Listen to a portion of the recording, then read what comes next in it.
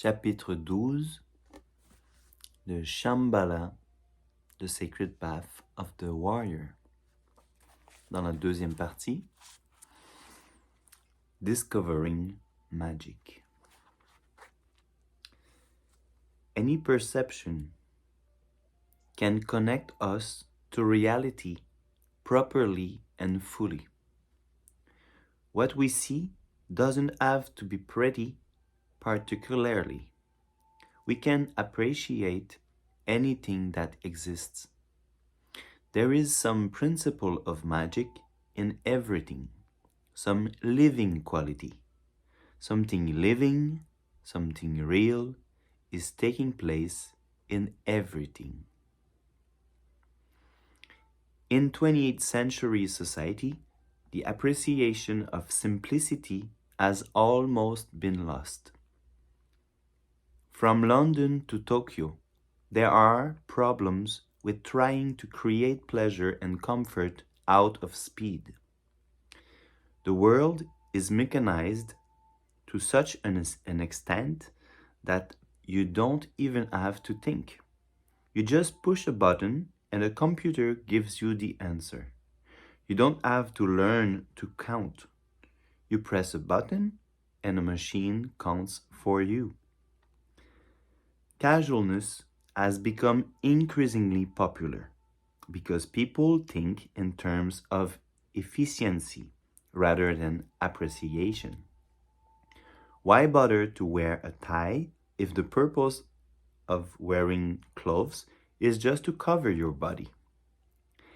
If the reason for eating food is only to fill your stomach and provide nutrition, why bother to look for the best meat, the best butter, the best vegetables?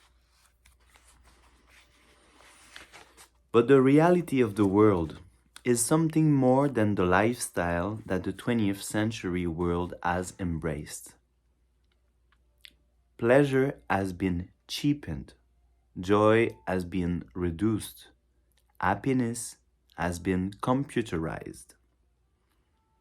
The goal of warriorship is to reconnect to the nowness of reality, so that you can go forward without destroying simplicity, without destroying your connection to the earth, to this earth. In the last chapter, we discussed the importance of nowness as a way of joining together the wisdom of the past with the challenge of the present.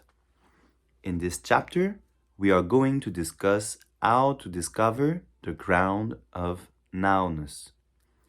In order to rediscover nowness, you have to look back to where you come from, back to the original state. In this case, looking back is not looking back in time, going back several thousand years. It is looking back into your own mind, to before history began, before thinking began, before thought even occurred. When you are in contact with this original ground, then you are never confused by the illusions of past and future. You are able to rest continuously in nowness. The original state of being can be likened to likened. Can be likened. Likened? Je suis pas sûr de la prononciation.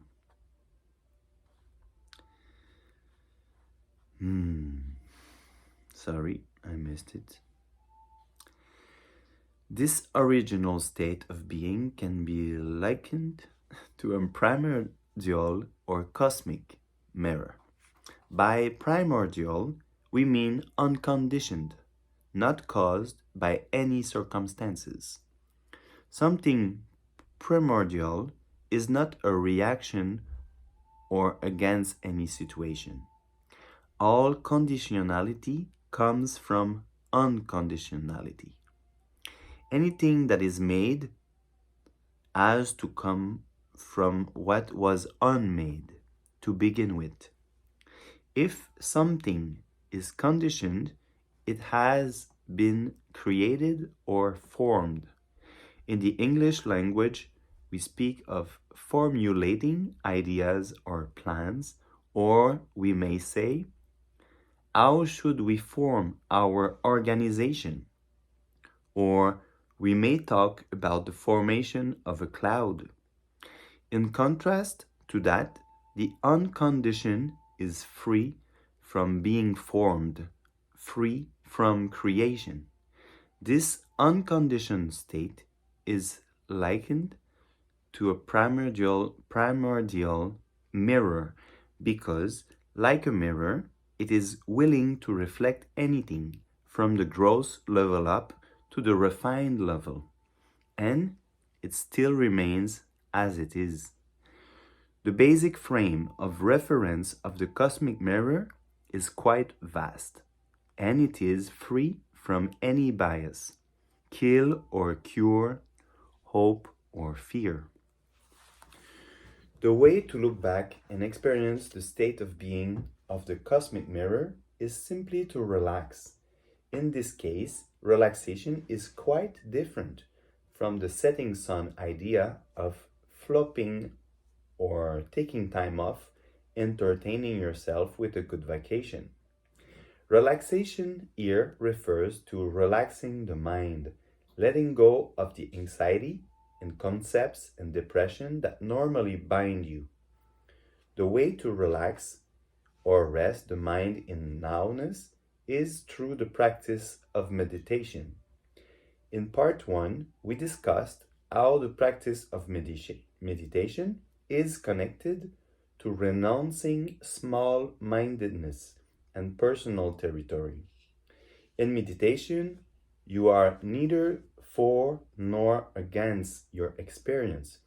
That is, you don't praise some thoughts and condemn others, but you take an unbiased approach. You let things be as they are without judgment. And in that way, you yourself learn to express your existence directly, non conceptually. That is the ideal state of relaxation, which allows you to experience the nowness of the cosmic mirror. In fact, it is already the experience of the cosmic mirror. If you are able to relax to a cloud by looking at it, relax to a drop of rain and experience its genuineness. You can see the unconditionality of reality, which remains very simple in things as they are, very simply. When you are able to look at things without saying, this is for me or against me, I can go along with this or I cannot go along with this, then you are experiencing the state of being of the cosmic mirror, the wisdom of the cosmic mirror. You may see a fly buzzing, you may see a snowflake, you may see ripples of water, you may see a black widow spider. You may see anything, but you can actually look at all of those things with simple and ordinary but appreciative perception. You experience a vast realm of perceptions unfolding. This is unlimited sound, unlimited sight, unlimited taste, unlimited feeling, and so on. The realm of perception is limitless. Limitless, so limitless that perception itself is primordial, unthinkable, beyond thought. There are so many perceptions that they are beyond imagination. There are a vast number of sounds. There are sounds that you have never heard. There are sights and colors that you have never seen. There are feelings that you have never experienced before. There are endless fields of perception. Perception is not just what you perceive, but the whole act of perceiving. The interaction between consciousness, the sense organs, and the sense fields, or the objects of perception. In some religious traditions, sense perceptions are regarded as problematic because they arouse worldly desires. However, in the Shambhala tradition, which is a secular tradition rather than a religious one, senses perceptions are regarded as sacred. They are regarded as basically good. They are a natural gift, a natural ability that human beings have. They are a source of wisdom. If you don't see sights, if you don't hear sounds, if you don't taste food, you have no way to communicate with the phenomenal world at all. But because of the extraordinary vastness of perception, you have possibilities of communicating with the depth of the world of sight, the world of sound, the greater world. In other words, your sense faculties give you access to possibilities of deeper perception. Beyond ordinary perception, there is super sound, super smell, and super feeling existing in your state of being. These can be experienced only by training yourself in the depth of meditation practice, which clarifies any confusion or cloudiness and brings out the precision, sharpness, and wisdom of perception, the nowness of your world. In meditation, you experience the precision of breath going in and out. You feel your breath. It is so good. You breathe out, breath dissolves. It is so sharp and good. It is so extraordinary that ordinary preoccupations becomes superfluous. So meditation practice brings out the supernatural, if I may use that word. You do not see ghosts or become telepathic, but your perceptions become supernatural, simply supernatural. Normally, we limit the meaning of perceptions. Food reminds us of eating.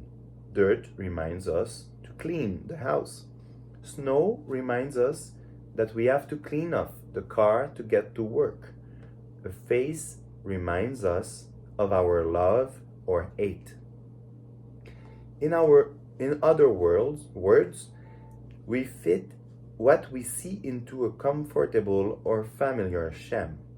We shut any vastness or possibilities of deeper perception out of our hearts by fixating on our own interpretation of phenomena.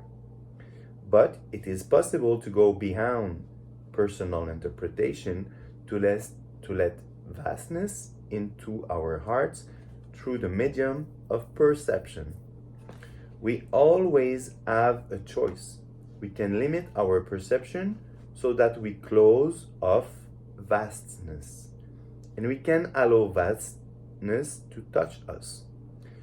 When we draw down the power and depth of vastness into a single perception, then we are discovering and invoking magic. By magic, we do not mean unnatural power over the phenomenal world, but rather the discovery of innate or primordial wisdom in the world as it is. The wisdom we are discovering is wisdom without beginning, something naturally wise, the wisdom of the cosmic mirror.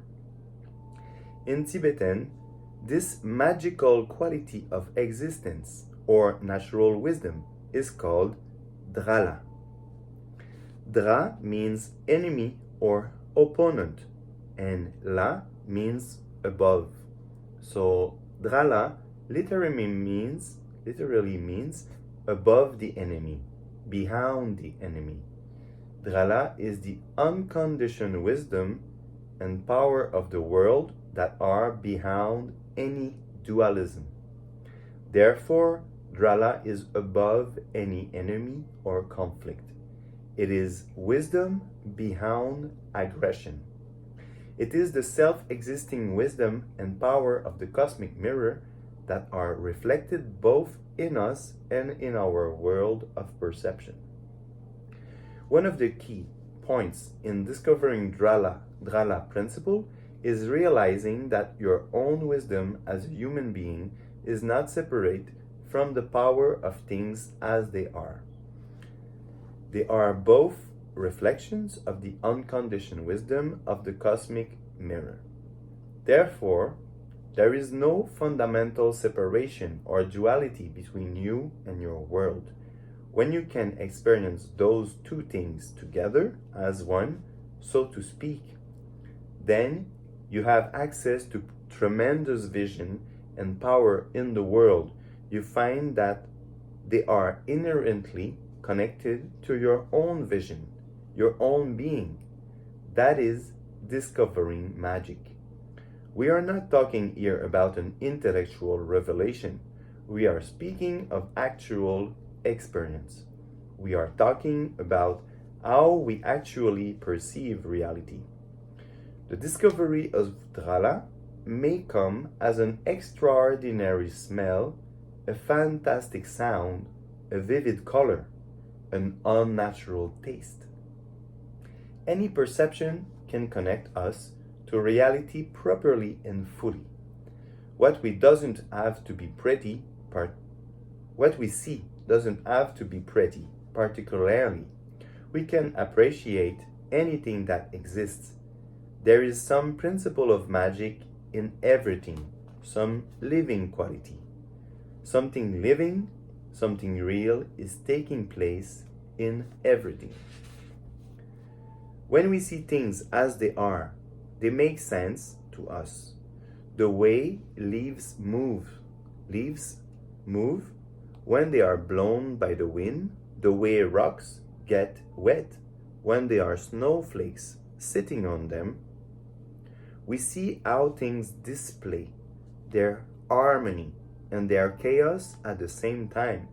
So we are never limited by beauty alone, but we appreciate all sides of reality properly. Many stories and poems written for children describe the experience of invoking the magic of a simple perception. One example is Waiting at the Window from Now We Are Six by A. Milne. It is a poem about spending several hours on a rainy day looking out the window, watching drops of water come down and make patterns on the glass. Reading this poem, you see the window, the rainy day, and the child with his face pressed on the glass, watching the raindrops, and you feel the child's sense of delight and wonder. The poems of Robert Louis Stevenson in A Child's Garden of Verses have a similar quality of using very ordinary experiences to communicate the depth of perception. The poems My Shadow, My Kingdom, and Armies in the Fire exemplify this. The fundamental vastness of the world cannot be expressed directly in words, but in children's literature, very often it is possible to express that vastness in simplicity. The Little Prince by Antoine de Saint-Exupéry is another wonderful example of literature that evokes the sense of ordinary or elemental magic. At one point in this story, the little prince meets a fox. The prince is very lonely and wants the fox to play with him. But the fox says that he cannot play unless he is tamed. The little prince asks the meaning of the word tame. The fox explains that it means to establish ties in such a way that the fox will become unique to the little prince and the prince unique to the fox. Later, after the fox has been tamed, and the little prince must leave him, the fox also tells the prince what he calls my secret, a very simple secret, which is it is only with the heart that one can see rightly. What is essential is invisible to the eye. Saint-Exupéry has a different vocabulary here than for describing the discovery of magic or drala, but the experience is basically the same. Discovering drala is indeed to establish ties to your world, so that each perception becomes unique. It is to see with the heart, so that what is invisible to the eye becomes visible as the living magic of reality. There may be thousands or billions of perceptions, but they are still one. They are still one. If you see one candle, you know exactly what all the candles in the whole world looks like. They are all made out of fire, flame. Seeing one drop of water can be seeing all water. Drala could almost be called an entity. It is not quite on the level of a god or gods, but it is an individual strength that does exist. Therefore, we not only speak of Drala principle, but we speak of meeting the Dralas. The Dralas are the elements of reality. Water of water, fire of fire, hurt of hurt. Anything that connects you with the elemental quality of reality, anything that reminds you of the depths of perception. There are dralas in the rocks, or the trees, or the mountains, or a snowflake, or a cloud of dirt. Whatever is there, whatever you come across in your life, those are the dralas of reality. When you make that connection with the elemental quality of the world, you are meeting dralas on the spot. At that point, you are meeting them. That is the basic existence of which all human beings are capable. We always have possibilities of discovering magic. Whether it is medieval times or the 20th century, the possibility of magic is always there. A particular example of meeting Drala is, in my personal experience, is flower arranging. Whatever branches you find, none of them is rejected as ugly. They can always be included. You have to learn to see their place in the situation. That is the key point. So you never reject anything. That is how to make a connection with the dralas of reality. Drala energy is like the sun. If you look in the sky, the sun is there. By looking at it, you don't produce a new sun. You may feel that you created or made today's sun by looking at it, but the sun is eternally there. When you discover the sun in the sky, you begin to communicate with it. Your eyes begin to relate with the light of the sun. In the same way, Drala principle is always there. Whether you care to communicate with it or not, the magical strength and wisdom of reality are always there. The wisdom abides in the cosmic mirror. By relaxing the mind, you can reconnect with that primordial, original ground, which is completely pure and simple. Out of that, through the medium of your perceptions, you can discover magic or Drala. You actually can connect your own intrinsic wisdom with a sense of greater wisdom or vision beyond you. You might think that something extraordinary will happen to you when you discover magic. Something extraordinary does happen. You simply find yourself in the realm of utter reality, complete and thorough reality. That was Discovering Magic from Shambhala The Sacred Path of the Warrior, chapter 12. Good evening. See you for chapter 13 soon.